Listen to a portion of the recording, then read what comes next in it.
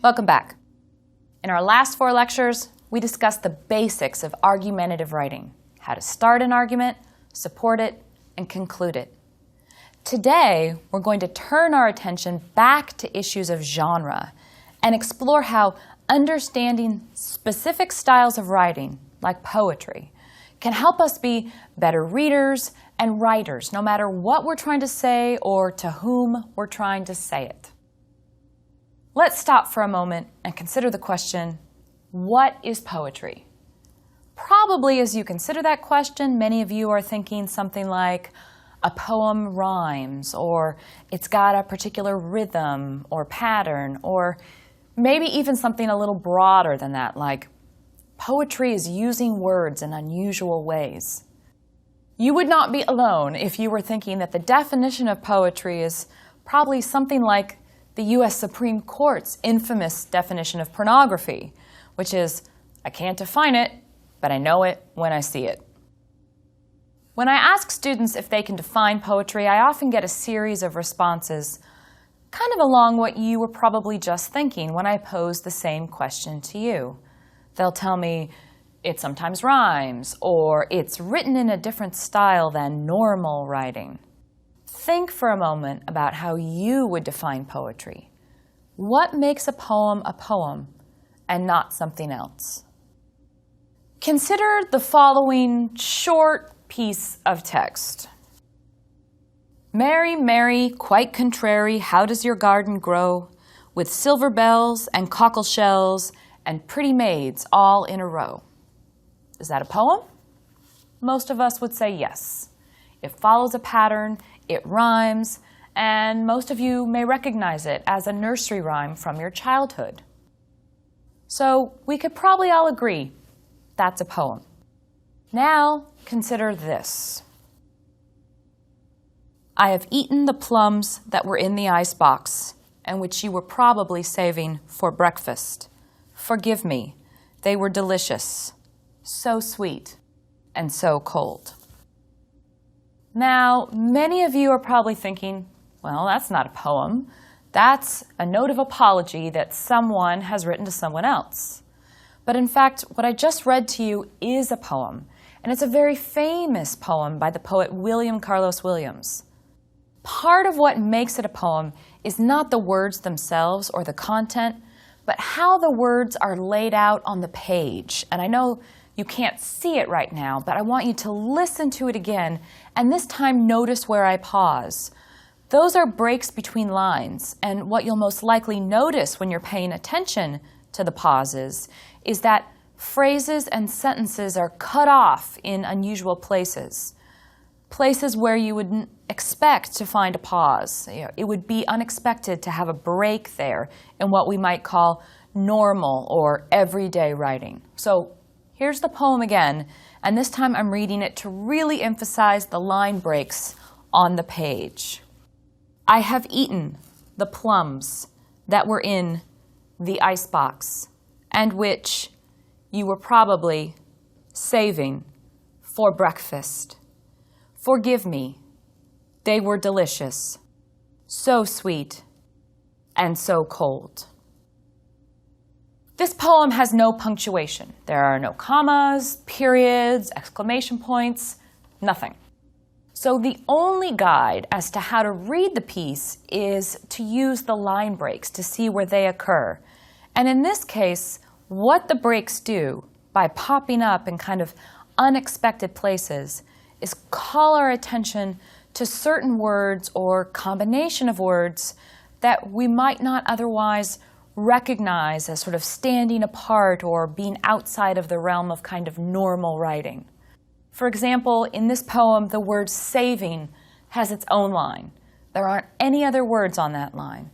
So obviously our attention is called to the word saving, and it makes us ponder, maybe, if it's not just the saving of the plums that's being referenced here, but maybe there's some larger, deeper idea of saving that's at work. Similarly, forgive me stands alone, again suggesting not only forgiveness for the eating of the plums, but also, I would say, raising in the minds of the readers possible larger ideas about forgiveness in general. The final 2 lines of the poem, "so sweet" and "so cold," also seem to mark this piece as something that's not typical of a note left on the kitchen table. It's one thing to apologize for eating plums, but apologizing for eating the plums doesn't require the writer to tell the reader how the plums tasted. It's a little extra flourish that signals that something poetic is happening here. And that final word, cold, is interesting in that it really doesn't describe what the plums tasted like, but instead the fact that they had been in the icebox. And that in turn calls us back to that word, icebox, which occurs early in the poem. Probably as you were listening to it, that was a word that caught your attention. And it probably caught your attention because it's what we'd call archaic. It's old. It would be really unusual to hear anyone use that word nowadays. We'd be more likely to say refrigerator. So the choice of that word tells us something perhaps about the age of the poet, or gives us an idea that the speaker of the poem at least lived sometime in the past. In any event, it tells us that we're not dealing with what we might call straightforward, modern-day, normal, or average writing. Okay, great, you may be thinking, but how can this help us with our own writing? Well, at the very least, it calls attention to how important the arrangement or the structure of words on a page can be. For example, consider this sentence, something like, "It seemed like a good idea, but the end result proved otherwise." All right, that's pretty straightforward. There's not a lot that seems out of place or unusual there. But if we altered the structure, if we put in what we could call poetic stops, then the impact is heightened. So let's play with a sentence. Let's put a period after the word idea and another after the word but, so that this one sentence now becomes 3.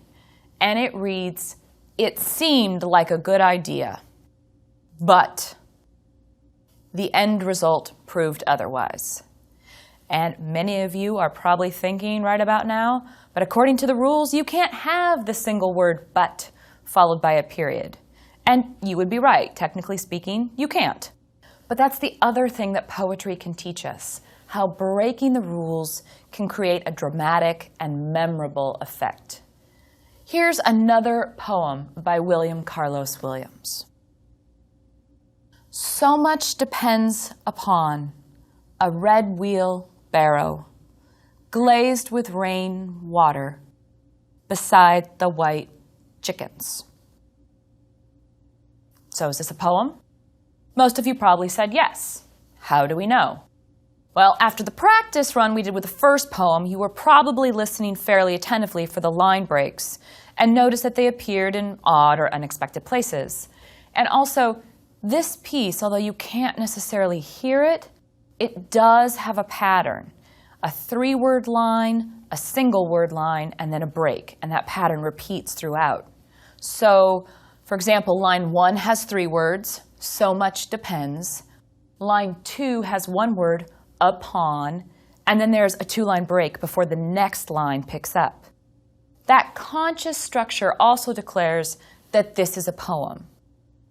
Another thing about it is that it has a strong pictorial quality. In other words, it calls up to our minds a pretty vivid picture, at least in the contrast between the colors red and white. And even more than the first example, this poem seems to be conveying or suggesting something that's not readily obvious. Why, I'm sure many of you are asking, does so much depend on a red wheelbarrow, rainwater, and some white chickens? If you could answer that question convincingly, you would become the darling of the academic world. Literally thousands of pages of analysis and interpretation have been written about this poem since it first appeared in 1923. But I want to stress that trying to figure out what Williams is trying to say is not what's most important here, nor would I argue is trying to figure out what a poem means, the most important thing about poetry in general. Instead, what I think is most important is that poetry can intrigue us, can get us to think intensely about a certain subject in new or unexpected ways, and can also simply delight or stun us with its use of wordplay or images. So we're back to that initial question: what is poetry? Poetry has occasionally been defined as something like, quote, beautiful violence done to language. And I tend to think that that definition comes pretty close, but we might want to refine it a little bit. Scholar Terry Eagleton, in trying to describe what literature is, famously has said, and I quote, literature transforms and intensifies ordinary language, deviates systematically from everyday speech. If you approach me at a bus stop and murmur, "Thou still unravished bride of quietness," then I am instantly aware that I am in the presence of the literary. So if someone comes up to you at the bus stop, for example, and says, "Is this the number 10?" Well then, that's not really poetic, nor does it seem to be literary. But if someone comes up to you at a bus stop and says, "Thou still unravished bride of quietness," you can think, number one, this is a poet, or number two, this person is crazy, or number three, all of the above. And I would argue that history has suggested that number three is more often than not the correct choice here. So Eagleton's definition of literature also helps to get us closer to a definition of what poetry is. And we've gotten a little closer to having some idea of what a poem is or can be, even if we can't come up with a totally satisfactory definition. By now, at least, you surely understand that poetry plays with words and images in unexpected ways, no matter what else it does. Okay, so now that we have a working definition, and it's general and vague, admittedly, but we have a working definition, you then might want to ask the question, why bother to study poetry at all?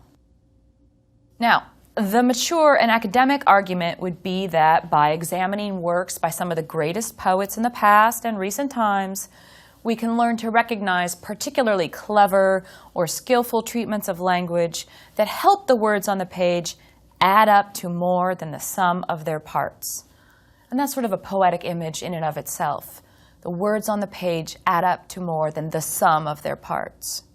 Now, while you might not want to write your job letter in rhyme or structure your next essay along the lines of the free verse of William Carlos Williams, the study of poetry can teach us how both following the rules and breaking them can produce really dramatic and engaging effects.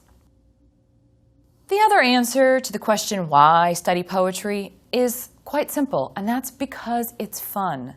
Engaging a poem can be a wonderful exercise in analysis, and we can get even more pleasure from doing this once we understand some of the basic conventions of this style of writing.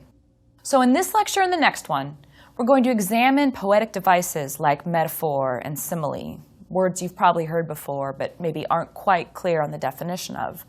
And we're also going to look particularly at how poetry's contradictory reverence for and love of playing with language make writing in this genre some of the most powerful and persuasive you are ever likely to encounter. So, as you probably recall from some of our previous discussions, voice is a big deal, no matter what kind of writing you're doing. For example, if you consider the following excerpts from famous poems and you try to define what kind of voice they each have, you probably will come pretty close to hitting on the right answer. Is the voice or tone happy or sad, arrogant, angry, or excited? By practicing this, you can get a feel for how powerful voice can be. Let's start by considering just the first stanza, just the first 4 lines of John Keats's Ode on a Grecian Urn. And this is, when you get right down to it, a poem about an old vase. But it's become one of the most famous literary works in the English language. And here are the opening lines. Thou still unravished bride of quietness, thou foster child of silence and slow time, sylvan historian, who canst thus express a flowery tale more sweetly than our rhyme. Okay, so what are some of the first things you notice here? Well, There's rhythm and rhyme, obviously. That's going to be probably the first thing that catches our attention and maybe announces to us, this is a poem. But what about the tone or the voice? From the very first word, we're given a strong suggestion that we are dealing with subject matter of what we might call a higher order. Thou is the first word, and this is a form of address you really don't hear anymore, and which many of us associate with an earlier time period or with extremely formal forms of address. Although originally, I will tell you that thou was the informal form of addressing someone in English, but that fact is neither here nor there and really not important for our purposes today. But as a medievalist, I couldn't help but point that fact out. For most of us today, as an audience, the word thou is most likely to conjure up associations with something like the King James Bible. Other words that kind of signpost to us that the tone of this piece is rather formal or elevated are words like canst and sylvan. The first you can probably figure out no problem. It's an older, archaic form of can. The other word, sylvan, is absolutely bursting with associations with the classical world, the world in which the great epic poets Homer and Virgil wrote. Technically speaking, sylvan just means having something to do with the woods. But if you were an educated person in John Keats's day, that word alone should immediately conjure up images of Greek and Roman gods and some minor deities and mythical woodland creatures frolicking through the forest. And a moment ago, when I said Keats's poem is about an old vase, well, it is. But it's about a vase that belongs to the great works of art of the ancient world. Any museum worth its salt will have a Grecian urn or two, and these are some of the most spectacular pieces of art to be preserved from antiquity. All right, so knowing all of this, what's the tone of the poem? What's its voice? Probably many of you are thinking of adjectives like reverent or full of awe or admiring, and these would all be right. There's also a kind of delicacy, humility, and respect that Keats is conveying through his word choice. Now, after that example, it should be fairly easy for you to determine the tone of the next sample. This comes from Edwin Arlington Robinson's poem, Luke Havergal, and I'm just going to read you the third stanza. Out of a grave I come to tell you this. Out of a grave I come to quench the kiss that flames upon your forehead with a glow that blinds you to the way that you must go. Yes, there is yet one way to where she is, bitter, but one that faith may never miss. Out of a grave I come to tell you this, to tell you this. Okay, you may have no idea what is going on in this poem, and in fact you would not be alone. Many scholars, in fact, have had long debates about what's going on here. But even without knowing the subject matter of the poem, can you at least tell what the tone is? Is it happy? Definitely not. Somber? Most definitely. Gloomy, frightening, and threatening are some other words that come to mind when I try and think of what the tone of this poem is. Your first clue here is probably the phrase, out of a grave. Okay, and we can all probably agree that not much good has ever really come out of a grave. Other words that contribute to the mood are words like quench, blinds, bitter, and some others. The images that these words and phrases conjure up are definitely not sunshine and springtime. So we can nail down the tone pretty easily. And let's compare that to our last example of poetry for today, John Donne's elegy on his mistress going to bed. Donne was one of the most revered poets of the English Renaissance, and his work today remains some of the most studied and enjoyed in all English literature. And let's listen to these lines from the middle of the poem. License my roving hands and let them go, before, behind, between, above, below.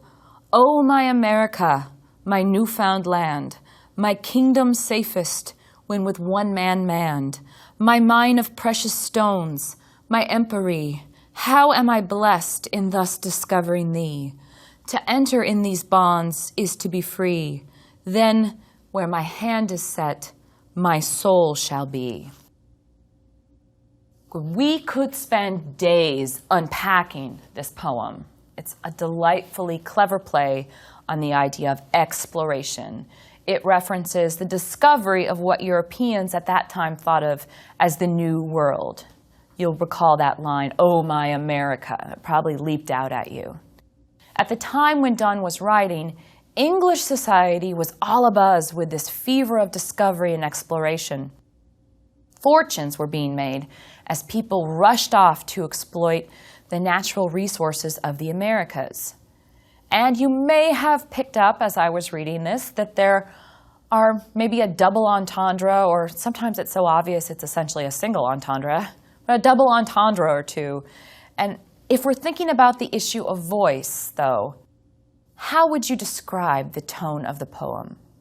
What are some of the words that spring to mind when you're trying to describe how this poem sounds, the kind of feeling it's trying to convey?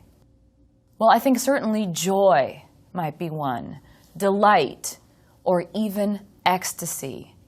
And remember, he says, "Oh, my America." That "oh" with its emphasis is all in one letter, a sense of happiness, of discovery. "Oh, my America, my newfound land, my kingdom safest when with one man manned, my mine of precious stones, my empery, how am I blessed in thus discovering thee." If the words themselves weren't enough to convey the speaker's happiness, then if you're reading it, you'd notice the exclamation point after "how am I blessed in thus discovering thee." And it certainly creates emphasis and makes clear that the speaker here is in a state of extreme happiness. What else makes Donne's poem so compelling? Well, one of the most important elements of this poem is his use of what we call a poetic device. Donne uses several, but the dominant one that's being used here is something called metaphor. And probably most of you are familiar with metaphor. And it's similar to another poetic device called simile. And quite often people get metaphor and simile confused, and that's very understandable because they're alike in many ways. But here's a quick definition so you can distinguish between the two. A simile makes a comparison between two things by using the words like or as. So an example of a sentence that uses a simile would be, "Her eyes were like the ocean," or "her eyes were as blue as the ocean." Now, a metaphor would be if you got rid of the like or the as, and you simply said, "Her eyes were oceans." In the case of Donne's poem, the metaphor is that his lover's body is an undiscovered country ripe for exploration, and he makes brilliant use of it. There are numerous other poetic devices, and our ability to recognize them and know when they're being skillfully employed by a poet can really enhance our pleasure when we read a poem. There are devices like alliteration, assonance, consonance. All these things have to do with the way words sound, and these are often used in poems that have a rhyme scheme. Metaphor and simile can be effective devices for engaging a reader's attention, as can devices like synecdoche, when you use a word describing a part to mean the whole. For example, the classic line, "all hands on deck." It does not mean what it literally says. Everyone put their hands on the deck. It means all people on board the ship get up on deck now. The word hands stands in for people. A close relative of this device is metonymy, when a word that describes something associated with an idea is used in place of the usual logical, practical word. And here the classic example is, "The White House said today." Obviously, the White House is not speaking, but the words White House here are standing in for the president and his representatives. Similar examples would be things like, "The Vatican announced today," or "Wall Street reacted strongly." So as you can see, there are poetic devices that we use every day in our normal everyday lives. Okay, That's all well and good, you might be thinking, and we could spend several hours discussing numerous poetic devices that exist, and we could come up with examples of each. But how, you are probably wondering, can this make me a better writer?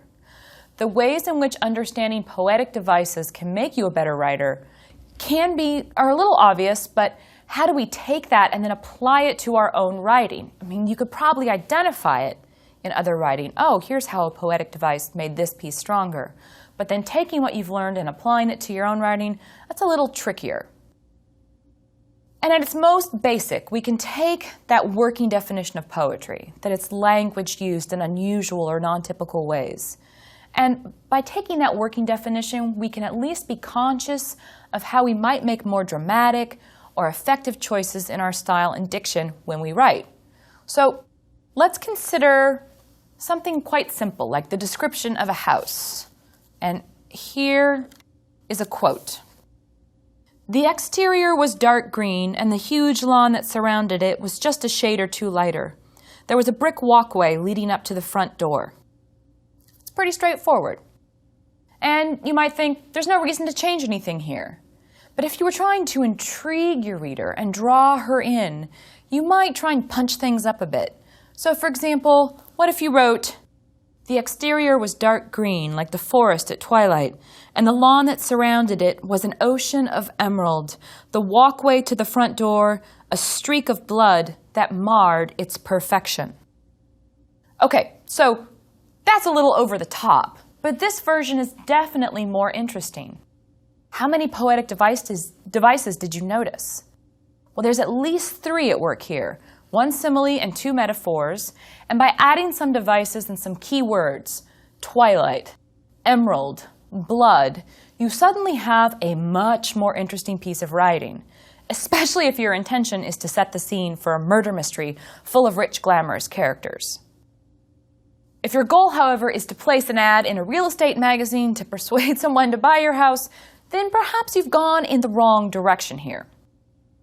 In the exercises for today's lecture, I've given you some really straightforward sentences, and I've asked you to make them more interesting by rewriting them with some of the poetic devices we've talked about today in mind. Now, when you're doing these exercises, I really want you to push the envelope and go a little bit overboard, just so you start to get the hang of this poetic language thing. But as I've said before, sometimes less really is more. And showing some restraint is always a good idea. Paragraph that has simile, metaphor, synecdoche, and other devices all used together might be a technical tour de force, but you don't want your readers to be so dazzled by your writing that they miss the major point of what it is you're trying to say. So what have we learned from today's discussion of poetry? Well, at the very least, we have some idea of what poetry is, even if we can't exactly define it in so many words. We saw how sometimes the arrangement of words can make a poem, even if the words themselves don't say anything that unusual. This was the case with the William Carlos Williams poem about the plums. It could be read as if it was just a note left on the breakfast table. What we can take away from this lesson is, again, the importance of the arrangement of words on the page. Even if you're not writing a poem, but rather an essay, a magazine article, a short story, or a letter to the editor, how you arrange your words can have almost as much of an impact as what your words say. We also talked about recognizing voice or tone in poetry, and we looked at 3 famous examples, the Ode on a Grecian Urn, Luke Havergal, and To His Mistress Going to Bed, to better understand how voice or tone can be created. We discussed some of the most common poetic devices like metaphor and simile, and we saw how they can be used in non-poetic works to create greater impact. As you might be thinking, we've just scratched the surface when it comes to poetry, and there's a whole lot more to be said about how to engage a poem and how to use what you know about poetry to improve your own writing. In our next lecture, we're going to continue our exploration of poetry, and we're going to spend some more time talking about diction, syntax, and the benefits and drawbacks of working in English, one of the more delightfully idiosyncratic languages. I hope you'll join us for more.